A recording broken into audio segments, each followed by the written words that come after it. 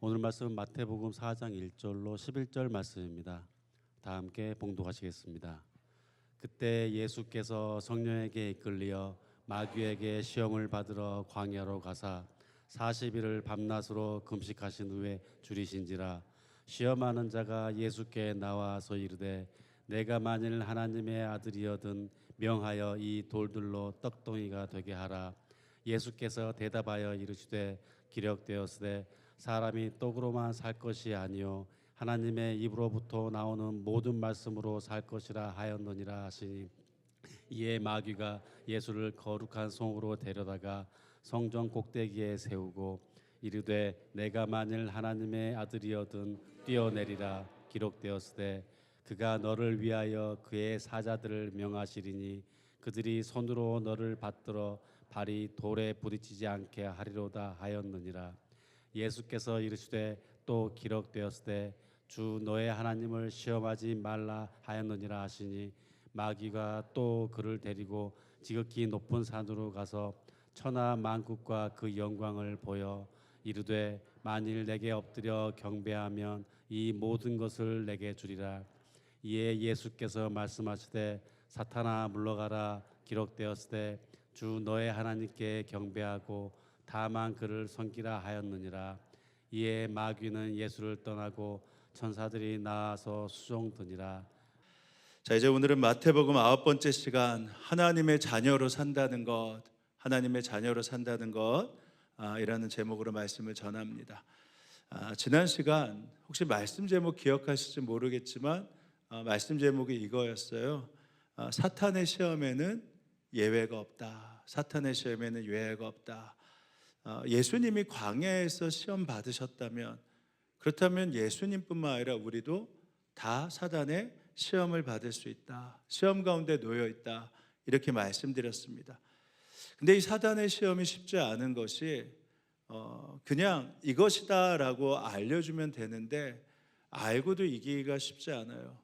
왜냐하면 육체적인 영역들, 또 마음의 영역들, 영적인 영역에 대해서 계속 공격을 하는데 한번 이겼다고 멈추는 것이 아니라 끊임없이 우리가 주의 길을 가는 동안 끊임없이 시험을 우리에게 줍니다.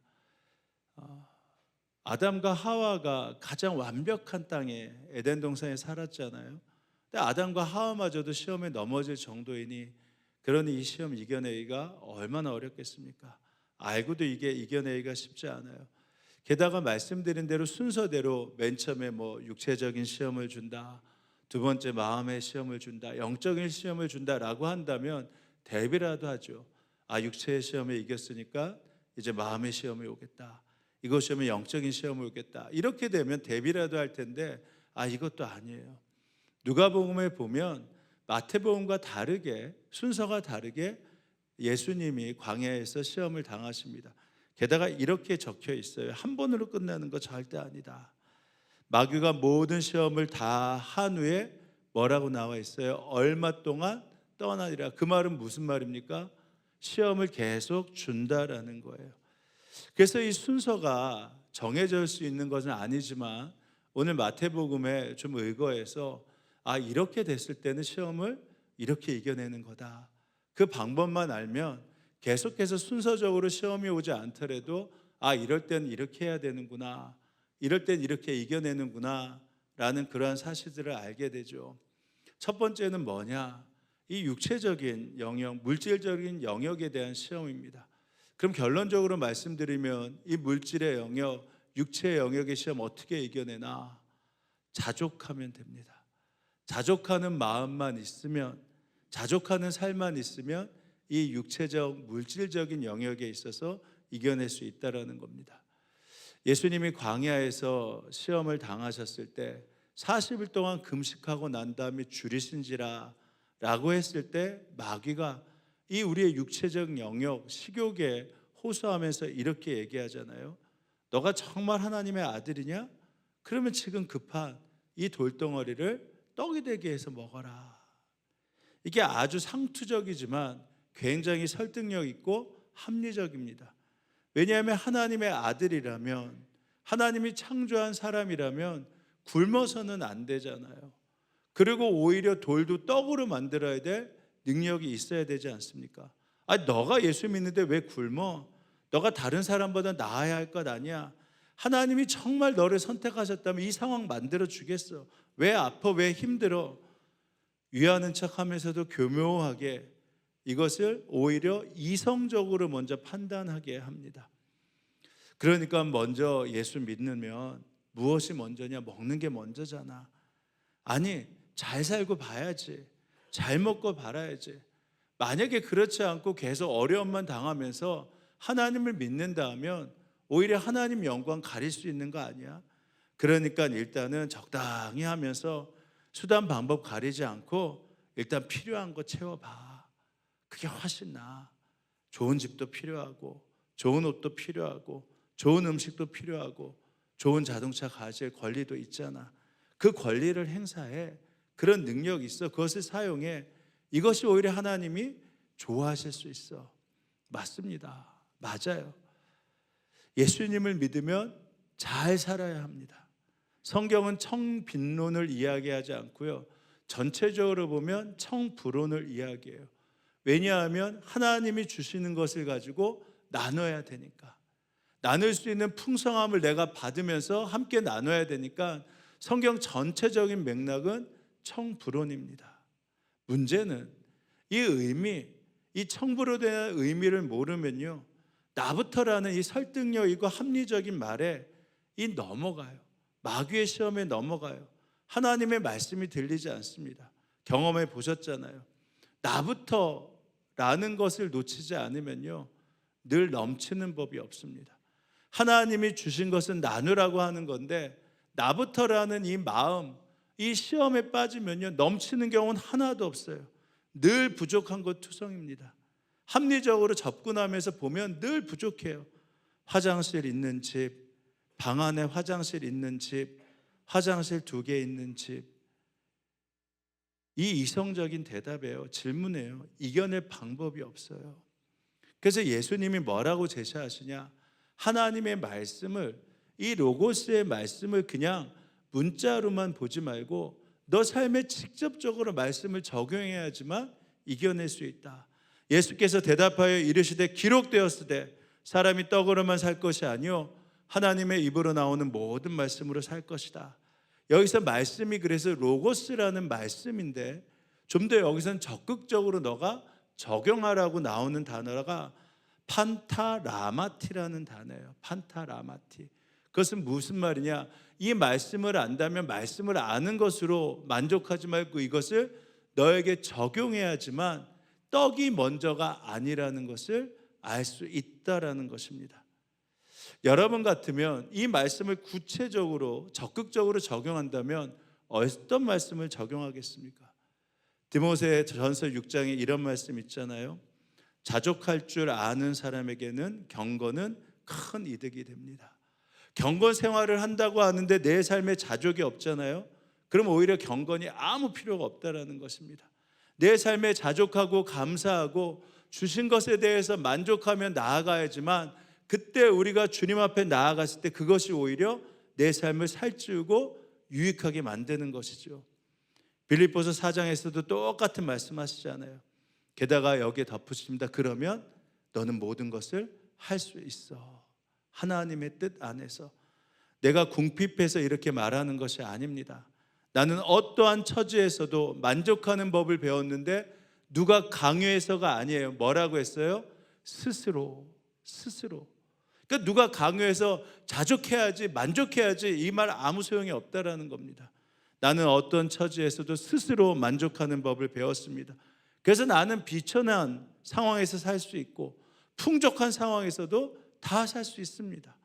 배부르거나 굶주리거나 풍족하거나 궁핍하거나 그 어떠한 경우에도 적응할 수 있는, 그러니까 주시면 주신 대로 감사하고 없으면 없던 대로 감사하고 채우시면 채우신 대로 감사하며 나눌 수 있고 없으면 없는 대로 받으면서 감사할 수 있고 이 모든 일체의 비결을 배웠습니다. 왜?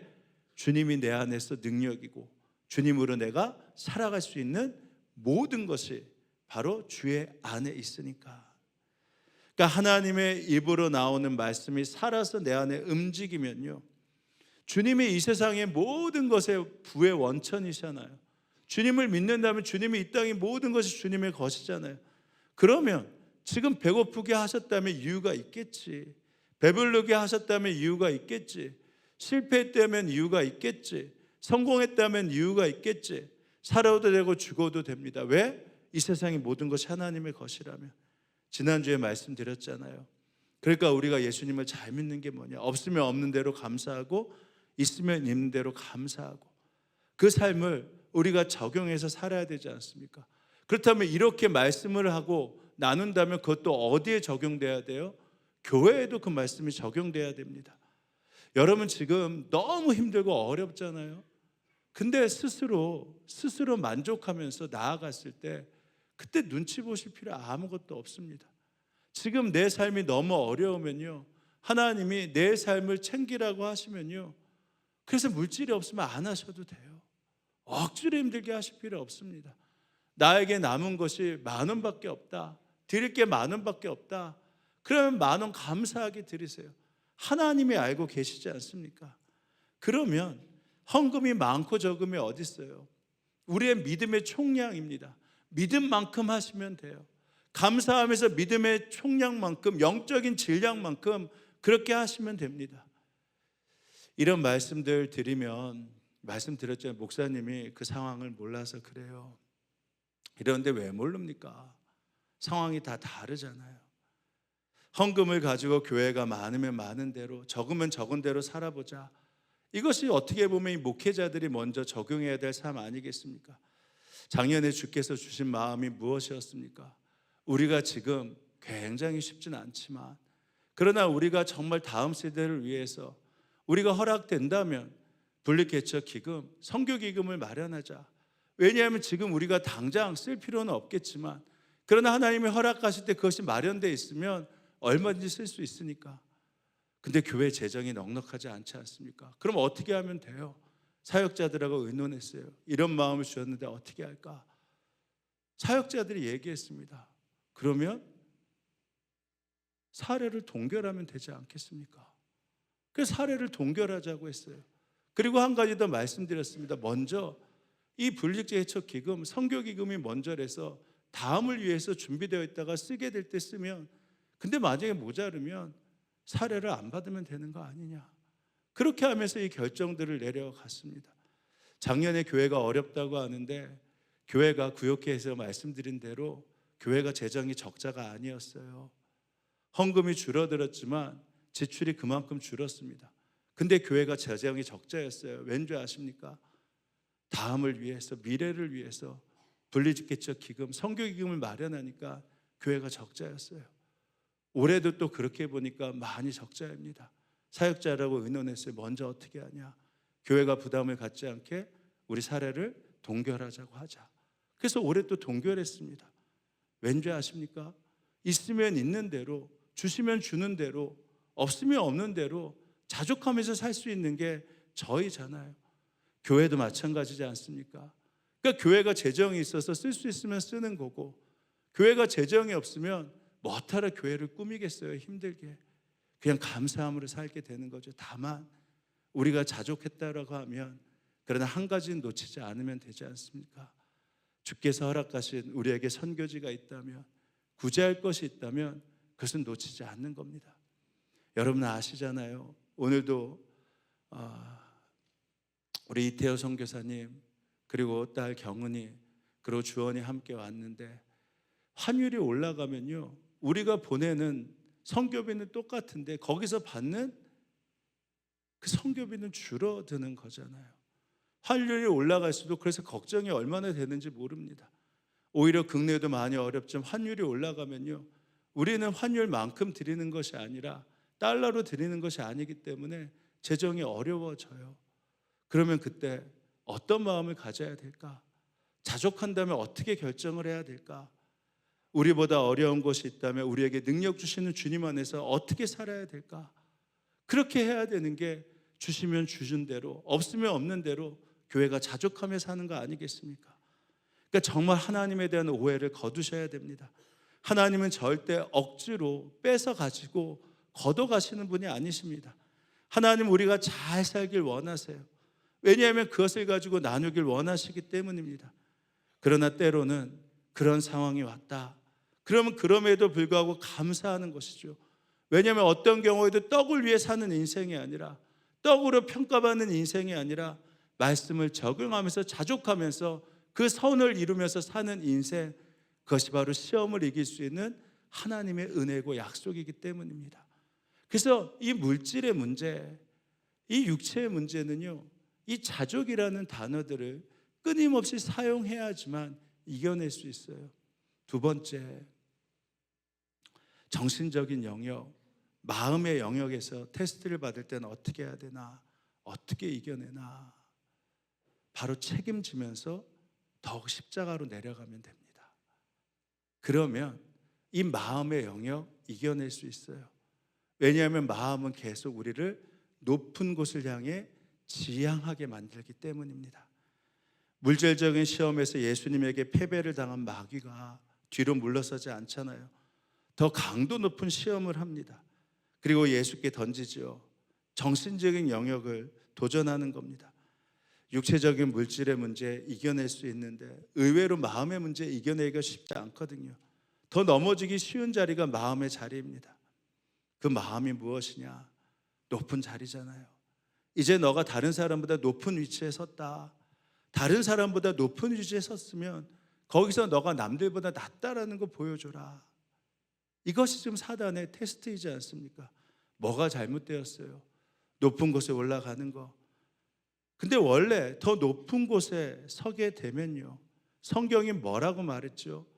높은 곳에 섰기 때문에 너의 뛰어남을 드러내는 것이 아니라 그곳에서 누구를 높이라? 하나님을 높이라.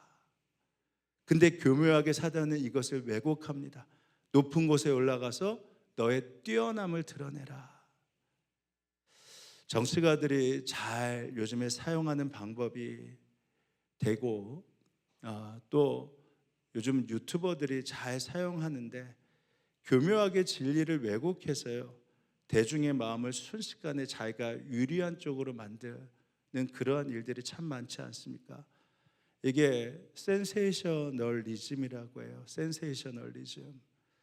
뭐냐면 이렇게 대중들을 선동해가지고 언론을 장악해서 이 왜곡된 보도나 흑색 선전을 하면서 대중들이 자기가 원하는 방향으로 이끌게 하는 게 바로 센세이셔널리즘이라고 합니다. 가짜 뉴스를 많이 사용하잖아요. 진실을 발견한 것처럼 의도적으로 헤드라인에 단독으로 넣습니다. 집중적으로 보도해요. 그럼 화제의 초점이 진실에 상관없이 거기에만 매달립니다. 그래서 유리한 쪽으로 자신들의 어떤 방향을 만드는 것이죠. 마귀가 이런 방법으로 예수님을 충동한 겁니다. 내가 높은 곳에 섰잖아. 그럼 떨어져 봐. 하나님이 천사를 통해서 받아줄 거 아니야? 이 광경 사람들이 목격할 거 아니야? 너 알잖아. 그러면서 뭐라고 말하냐면 교묘하게 내 생각이 아니라 하나님의 말씀이라고 합니다. 성전 꼭대기에서 뛰어내려도 다치지 않는다는 게 성경의 말씀에 나와 있어요. 시편에 이런 구절이 있습니다. 그가 천사들에게 명하셔서 내가 가는 길마다 너를 지키게 하실 것이니 너의 발이 돌뿌리에 부딪히지 않게 천사들이 어떻게 한다고요? 그의 손으로 붙들어 줄 것이다. 근데 이 말씀은 여기에 적용하는 게 아니거든요. 믿음에 적용하는 거거든요. 근데 교묘하게 충동질하면서 이렇게 얘기합니다. 보세요. 마귀가 예수를 거룩한 성전 꼭대기에 올립니다. 그리고 이르되 내가 하나님의 아들이어는 뛰어내리라 기록되었으되 자기 말이 아니라는 겁니다. 성경에 기록된 거 너도 알잖아. 그 사단이 우리보다 성경을 더 잘 안다니까요. 그가 너를 위하여 그의 사자를 명하시리니 그들이 손으로 너를 받들어 발이 돌에 부딪히지 않게 하리로다. 근데 센세이션은 결코 진리가 아닙니다. 그런데 우리가 진리가 아는 것에 진리인 것처럼 속아 반응하게 만드는 것이 바로 사단의 테스트이죠. 그래서 사단이 자꾸 우리를 낮은 곳이 아닌 높은 곳을 보게 하면서 거기로 가도록 충동질을 합니다. 직위를 갖든지 사회적 위치 같은 것을 계속 추구하면서 충동질을 해요. 이유는 거기서 오히려 더 낮은 곳을 지향하면서 십자가로 책임지는 자리로 몰아넣는 것이 아니라 그 위치에서 교만과 자만심을 갖게 하기 위해서 계속해서 높은 곳을 지향하게 만듭니다. 자, 너는 그때 너가 아니잖아. 너 그 위치에 어떻게 올라왔는데 이제 그 자리에 섰으면 너가 무시당할 게 아니야. 너의 힘을 보여줘. 뛰어내려. 괜찮아. 다 보고 있어. 그럴 때 말씀으로 반응해야 되잖아요. 예수님이 뭐라 말씀하셨어요? 그렇게 반응하면 너가 시험 당할 것뿐만 아니라 너 때문에 하나님이 테스트 받는 거야. 하나님이 시험 당하는 거야. 여러분, 그러면 정신 바싹 차려지잖아요. 내가 테스트를 받는다라고 하는 것도 정신이 바싹 차려지는데 너 때문에, 나 때문에 하나님이 테스트 가운데 있는 것으로 보여진다. 이게 정신 바싹 차려지는 말 아닙니까? 예수께서 이르시되 기록되었으되 주 너희 하나님을 시험하지 말라 하였느니라. 그러니까 성경대로라면 높은 곳에 올라질수록 낮아져야 하고 마음이 내려와야 합니다. 왜냐하면 최정상에 서겠다고 한다면요, 그 자리는 한 사람밖에 설 수 없기 때문에 경쟁과 시기심만 가득해요. 근데 그곳에서 오히려 낮은 자리를 지향하면서 내려가면서 책임지고 십자가를 지기 시작하면 오히려 여러 사람이 공존할 수 있는 것이 무엇인가 길이 열리기 시작합니다. 그러니까 이 진리의 말씀만 깨달아져도요, 높은 곳이 나의 삶의 목표가 되지 않습니다. 때로는 감사하게 생각지도 않은데 높은 자리에 서게 되면 그럴수록 낮은 곳을 바라보면서 더 겸손해지고 책임을 지고 십자가를 지게 되죠. 두렵거든요. 높은 곳을 향해 지향하며 나아가다가 내 만족과 교만이 드러나기 시작하면 나만 테스트 받는 것이 아니라 하나님을 테스트 받게 하니 어떻게 이런 마음과 행동을 할 수 있다라고 감히 이야기할 수 있겠습니까? 정말 마귀의 테스트에 넘어가 세상에 하나님의 존재를 테스트하게 만들어서는 안 됩니다. 하나님은 하나님이십니다. 할렐루야. 사랑하는 여러분, 우리의 진급, 성공, 정상이 결코 목표가 될 수 없습니다. 정치인으로 보면 어때요? 대통령의 자리가, 국회의원의 자리가 최정상의 자리이지 않습니까? 그래서 센세이셔널리즘에 치중하면 진위에 상관없이 그토록 그 자리를 차지하려고 싸우는 거 아니겠습니까? 치열한 싸움이잖아요. 누가 죽든 말든 상관이 없어요. 그 자리만 차지하면 되는 것입니다. 국회의원의 자리, 대통령의 자리가 목적이 되어서는 절대 안 되는 거잖아요. 만약에 그 자리만 목표로 삼는다면요, 불법이 일삼아져도 상관이 없어요. 수단 방법을 가리지 않는 정치인이 됩니다. 그러면 어떻게 돼요? 결국은 최 높은 자리에 설수록 패배자로 더욱더 나아가게 됩니다. 왜냐하면 수단과 방법을 가리지 않고 그 자리에 올라간 정치인은 국민을 위한 정치를 하지 못하잖아요.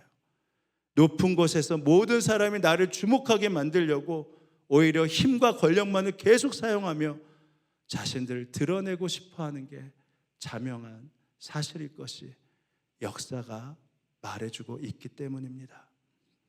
교회도 그러해야죠. 만약에 우리 사역자들이 목사가 되는 게 목표라고 한다면 그러면 우리의 지향점은 어디겠습니까? 최고의 지향점만 찾잖아요. 그러면 더 큰 교회가 어딜까? 더 나은 자리가 어딜까? 이 학맥이 나를 도와줄까? 이 인맥이 나를 도와줄까? 그것을 향해서 나아가지 않겠습니까? 그러나 목사가 목표가 아니라 주의 종이 목표가 된다면, 그렇다면 허락하심 가운데 오히려 낮아질 수 있고 책임질 수 있고 감사할 수 있는 것이죠. 이제는 그런 경향이 많이 사라졌습니다만 우리 교회 몇 명 모였다, 헌금이 얼마다, 건물이 어떻다, 우리가 몇째다, 사람들이 그 사실에 쉽게 동의하고 인정하니까 그렇게 되는 줄 알지 않습니까? 이는 모두가 예수 그리스도의 십자가 봄을 가지고 얘기하는 것 같지만 그런 것이 아니라 센세이션, 그것을 가지고 이야기하는 것이죠. 그럴 때 누군가가 아니다 이렇게 말하고 행동하는 것은 하나님의 존재를 시험하는 것이다, 누군가 말해주면서 그것이 바로 너가 시험 받는 것뿐만 아니라 하나님이 테스트 받는 것이다. 교회는 섬김의 자리로 내려가고 책임지는 자세로 내려가야 된다 라고 이렇게 말을 한다면 정신을 바싹 차리게 되잖아요. 그러면 이겨낼 수 있잖아요. 말씀을 준비하다 보니까 김양재 목사님이 우리들 교회 이 부분에 대해서 이런 말씀을 하시더군요. 집에서 제일 넘어지기 쉬운 사람이 누구냐? 돈 벌어다 주는 사람이다. 교회에서 제일 넘어지기 쉬운 사람이 누구냐? 목사이고 직분을 가진 성도이다.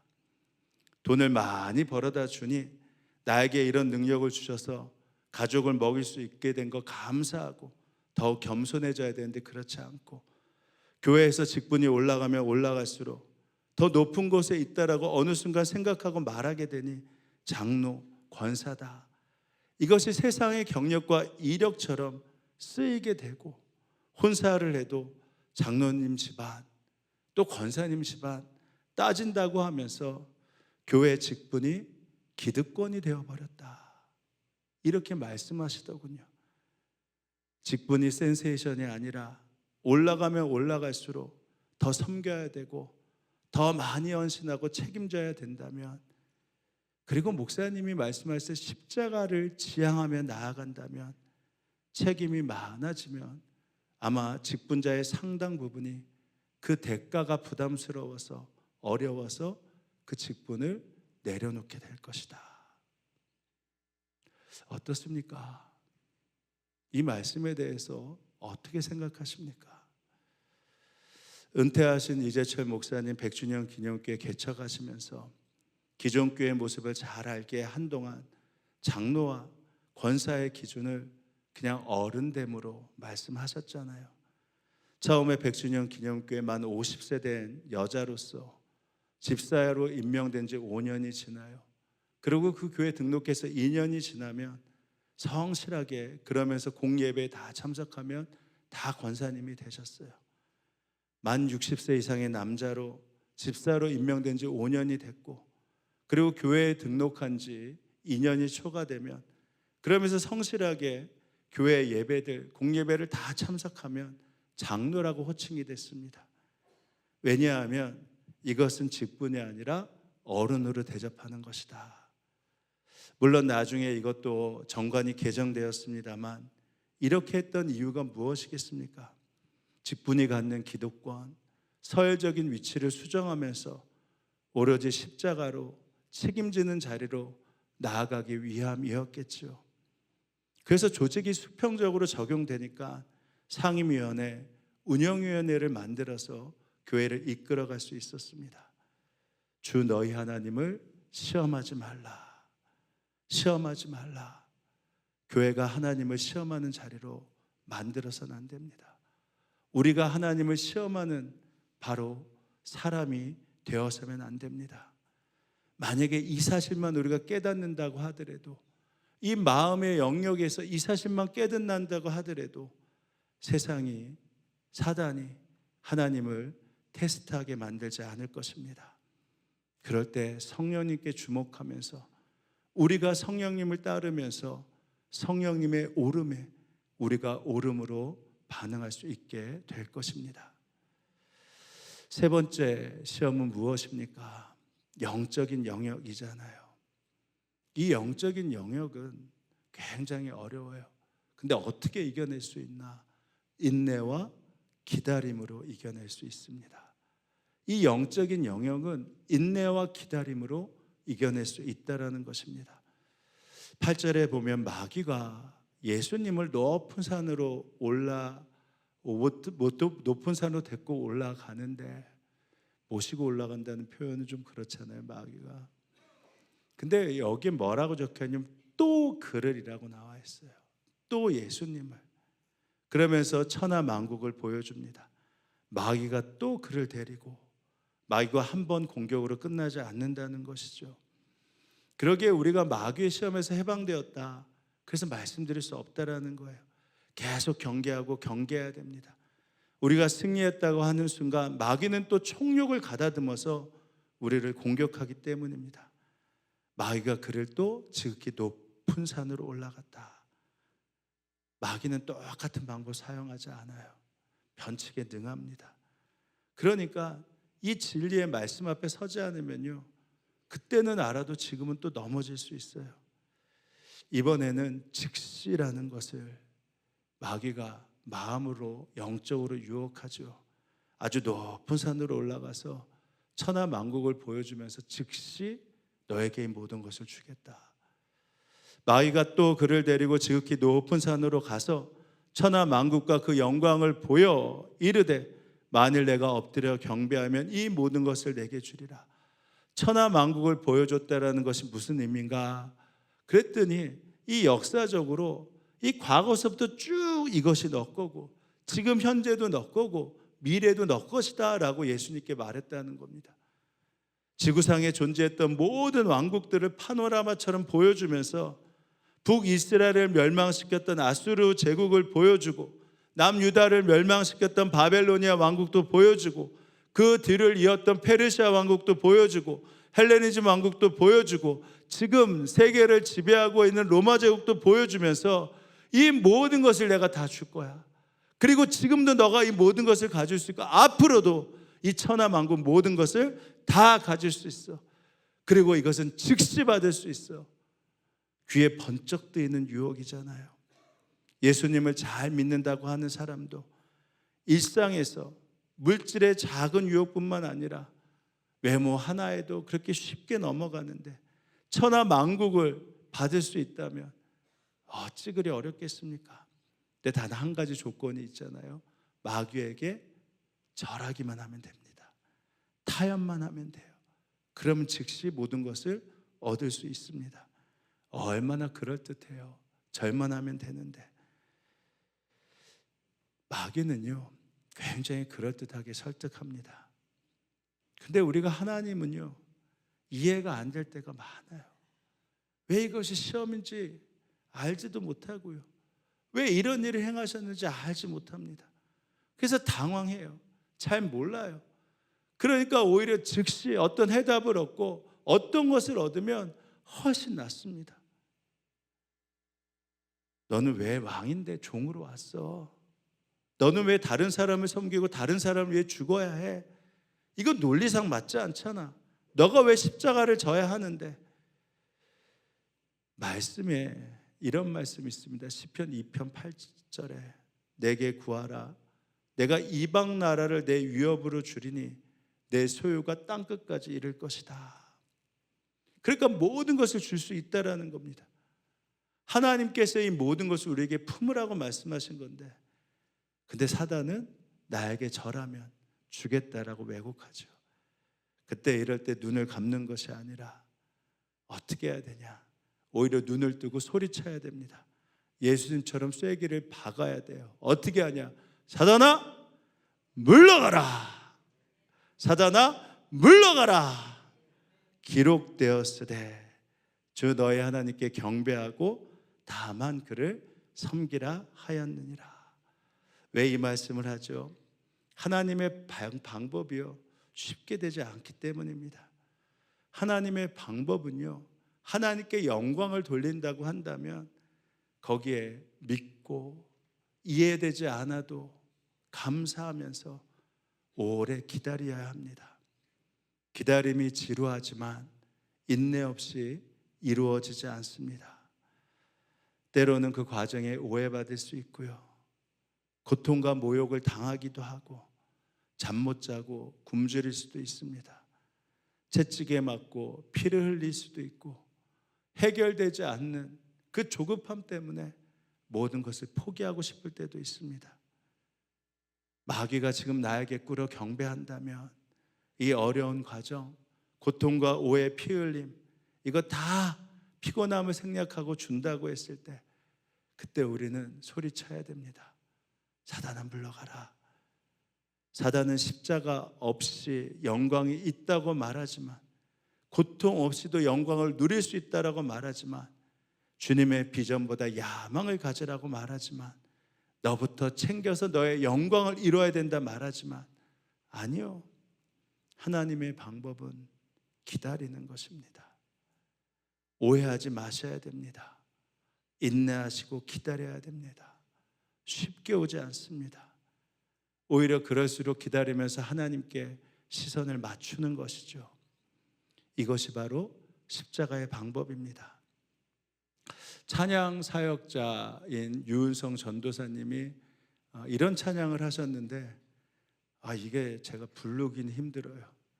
근데 가사는 굉장히 이 말씀에 적용하기 좋은 말씀입니다.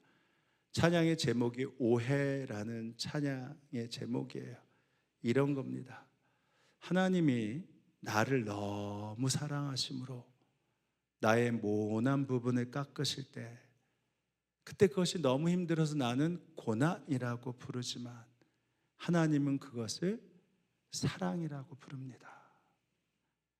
하나님이 나를 너무 사랑하셔서 나를 좁은 길로 인도하실 때 나는 그것을 연단이라고 부르지만 하나님은 그것이 너의 은혜라고 부른다. 사단이 나를 하나님과 멀어지게 하기 위해 내게 물질의 부와 즐거움을 주었을 때 하나님은 이게 테스트이니 조심해, 시험이라고 부르시지만 나는 그것을 축복이라만 불렀습니다. 세상의 기준과 세상의 시선으로 하나님의 일들을 바라보기에 하나님의 뜻을 알지 못한 채로 그렇게 하나님의 뜻과 계획을 오해하며 살았습니다. 이제는 그의 시선으로, 하나님의 기준으로, 그의 계획하심으로 주님의 뜻을 깨달을 수 있도록 하나님과 시선을 맞추기를 간절히 기도합니다. 말씀을 마칩니다. 사랑하는 여러분, 우리는 하나님의 자녀입니다. 주의 일에는 반드시 십자가가 수반됩니다. 다른 사람을 살리는 것, 그들의 영혼 구원을 목적으로 삼는 것을 나의 최고의 영성으로 여기면 오히려 물질의 유혹에서도 자족할 수 있고 마음의 유혹에서도 오히려 그것들을 책임지며 십자가로 내려갈 수 있습니다. 언제까지 하면서 오해할 상황에서 오히려 인내하며 기다릴 수 있습니다. 아직 눈에 보이는 것 때문에 행복이라고 여길 수 있고 해결되지 않는 아픔 때문에 목말라 한다면 한번 사단아 물러가라 라고 외쳐보십시오.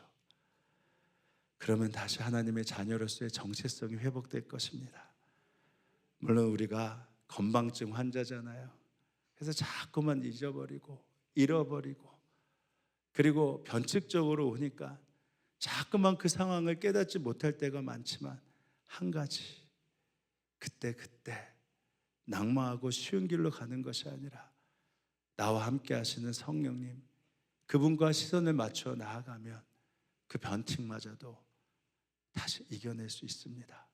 이에 마귀는 예수를 떠나고 천사들이 나와서 수종드니라.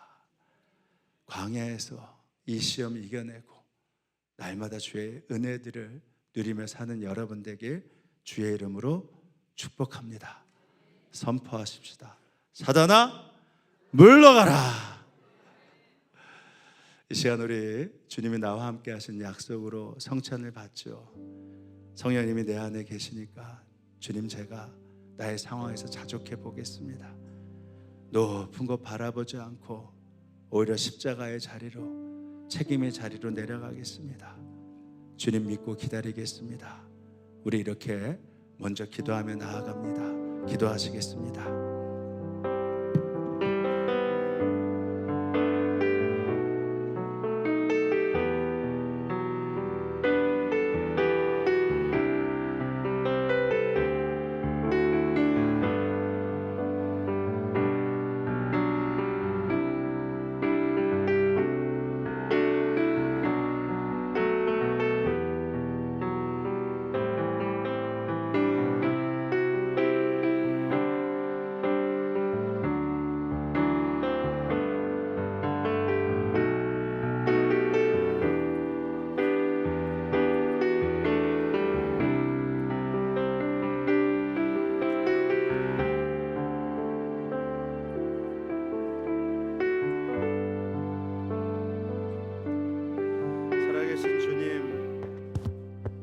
저에게 먼저 믿음을 주시고 이 성찬을 받기 전에 기도하게 하신 감사합니다. 성찬을 받을 때 우리의 믿음의 눈을 뜨게 하시어 동행하시는 성령님을 보게 하시고 그 주님으로 살아갈 수 있는 은혜와 축복을 다시금 허락하여 주옵소서. 주님의 떡을 먹을 때 나와 동행하시는 주님에 대한 분명한 확신이 있게 하시고 주님의 포도주를 마실 때 사하시는 주의 은혜와 용서하시고 사랑하시는 주의 마음을 깨닫게 하여 주옵소서. 예수님의 이름으로 기도합니다. 아멘. 예수님께서 제자들과 함께 마지막 식사를 하실 때 떡을 들어 하늘을 우러러 축사하시며 말씀하셨습니다. 이것은 너희를 위해 주는 내 몸이다. 주님은 우리와 영원히 함께 하십니다. 주께서 식후에 잔을 제자들에게 일일이 빠짐없이 주시며 말씀하셨습니다. 받아 마시라. 이것은 너희 죄를 사하기 위해 흘리는 나의 피, 영원한 약속의 피다. 주님 우리의 죄를 사하시고 그 약속으로 이 잔을 허락해 주셨습니다. 이제 그 사함의 은혜 가운데 말씀하시는 죄가 있다면 고하시며 다시 한번 주의 사함을 믿으시기 바랍니다. 이 시간 먼저 떡을 받도록 하겠습니다.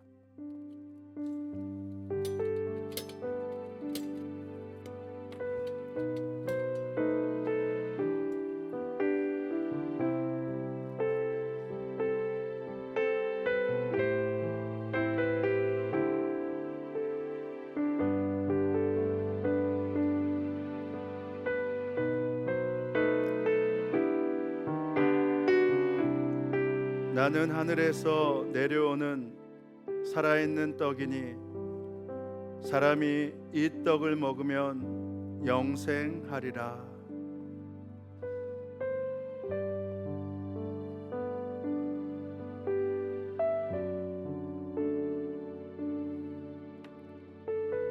사랑하는 자들아, 우리가 서로 사랑하자. 사람은 하나님께 속한 것이니 사랑하는 자마다 하나님으로부터 나서 하나님을 알고 사랑하지 아니하는 자는 하나님을 알지 못하나니 이는 하나님은 사랑이시니라.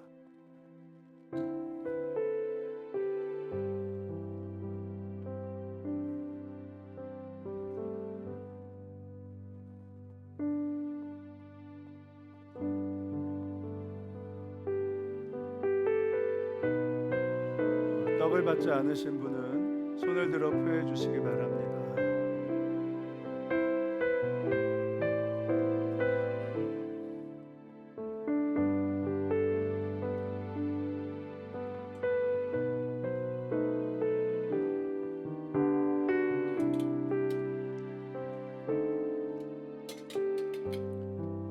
예수님의 몸입니다. 예수님의 몸입니다. 예수님의 몸입니다. 예수님의 몸입니다. 예수님의 몸입니다. 예수님의 몸입니다. 예수님의 몸입니다. 예수님의 몸입니다. 예수님의 몸입니다. 예수님의 몸입니다.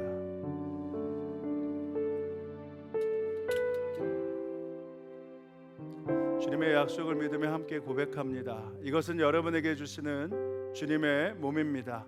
아멘. 제가 믿음으로 주님의 몸을 먹습니다.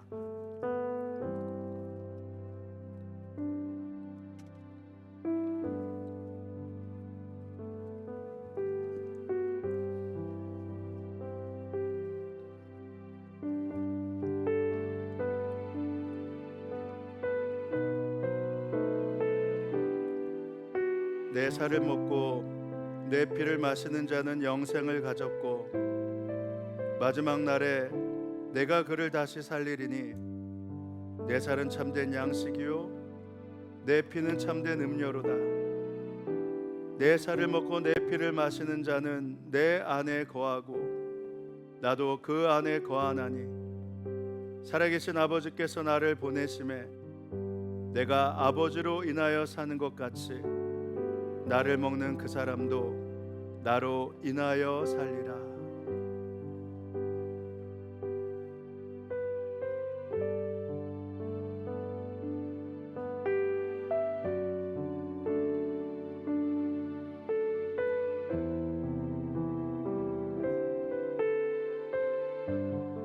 기쁘다 모든 사람들이 받을 만한 이 말이요 그리스도 예수께서 죄인을 구원하시려고 세상에 임하셨다 하였도다. 아멘.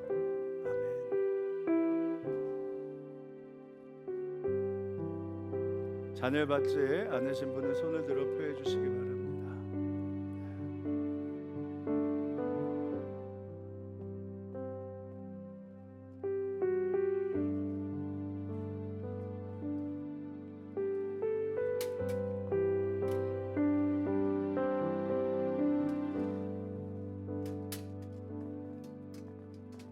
예수님의 피입니다.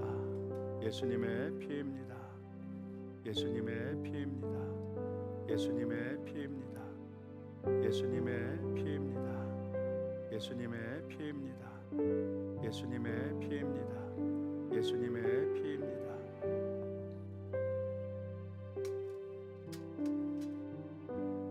주님의 약속의 말씀을 믿으며 함께 고백합니다. 이것은 여러분에게 주시는 주님의 피입니다. 아멘. 제가 믿음으로 주님의 피를 마십니다. 자는 의자 좌우에 두시면 예배 후에 수고하도록 하겠습니다. 기도하시겠습니다. 은혜와 사랑이 충만하신 하나님, 하나님이 주신 가정에서, 직장에서, 자녀 문제에서, 물질 문제에서 풀리지 않는 어려움에 직면해 있습니다. 이것이 주님 안에서 허용된 테스트임을 알지만 이 모든 시험에 거의 참패를 하였습니다. 시험을 이기지 못했습니다. 주님은 이제 하나님의 방법으로 시험을 이기라 하시오니 그동안 내 방법과 편법을 동원해서 지금의 힘든 환경을 벗어나고자 했던 그 마음을 내려놓고 먼저 하나님의 말씀 판타레마티에 이 말씀이 살아 움직이고 내 삶에 적용되어서 이제는 물질 앞에서 자족하게 하시고 명예와 자리 앞에서 책임과 십자가의 자리로 내려가게 하시고 즉시 얻기 원하는 세상에서 오래 참고 기다리시는 그 주님의 이 말씀들과 마음들을 알아 마귀의 이 테스트에서 통과되게 하여 주옵소서. 북한을 위해 기도합니다. 서로의 체제를 인정하는 불안정한 평화가 아니라 모든 사람에게 자유가 선포되는 자유민주주의 체제로의 통일이 준비되게 하옵소서. 특별히 불행한 삶을 살다가 영원한 불행으로 살아갈 이 북한의 주민들을 위해 나아갔다 억류되신 목사님, 선교사님, 성도들 또 지하교회 성도들과 함께 하셔서 그들을 보호하시고 지켜주옵소서. 전 세계에 흩어진 선교사님들을 보호하여 주시고 그들의 삶을 마르지 않는 물질로 더하여 주옵소서. 주님, 우리 가운데 주의 보혈이 필요합니다. 질병과 있는 자들에게 보혈의 피로 일어서게 하시고 마음이 무너진 자를 일으켜 세우시는 주의 은혜와 힘을 더하여 주옵소서. 오늘도 주님께 감사하여 허락하신 것의 일부를 떼어 봉헌하오니 우리의 예물을 받아 주옵소서. 감사드리며 예수님의 이름으로 기도합니다. 아멘. 이 시간 우리 설교 시간에도 잠깐 말씀드렸지만 이태호 선교사님 캄보디아에서 일시 귀국하셨습니다. 나중에 이유는 말씀드리겠지만 우리 함께 오셨는데 잠깐 일어나셔서 인사하고 우리 경원이랑 주원이도 잠깐 일어나죠. 굉장히 부담스러울 텐데 우리 딸들도 함께했습니다. 우리 함께 인사하는 시간 갖겠습니다. 예배 후에 함께 인사하시면 되겠습니다. 우리 다 일어나실까요? 우리 옆에 분들하고 이렇게 인사하시죠. 세 가지인데 자족합시다, 십자가로 내려갑시다, 인내합시다 이렇게 인사하시겠습니다.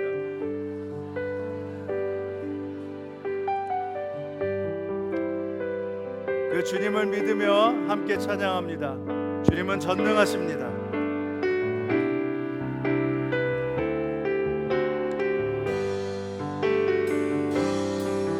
전능하신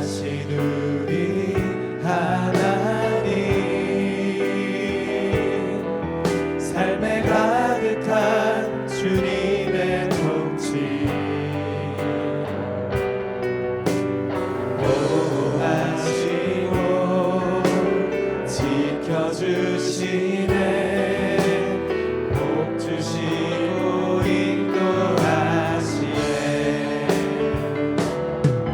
살아계신 우리 하나님 삶에 가득한 주님의 임재 불러주시고 채워주시네 불러주시고 채워주시네 들으시고 응답하시네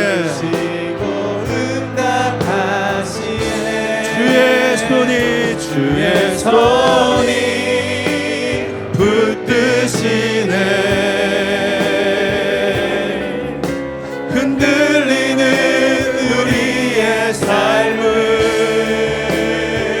주의 손이 고치시네 상한 우리의 마음 주의 손이 붙드시네 흔들리는 우리의 삶을 주의 손이 고치시네 상한 우리의 마음을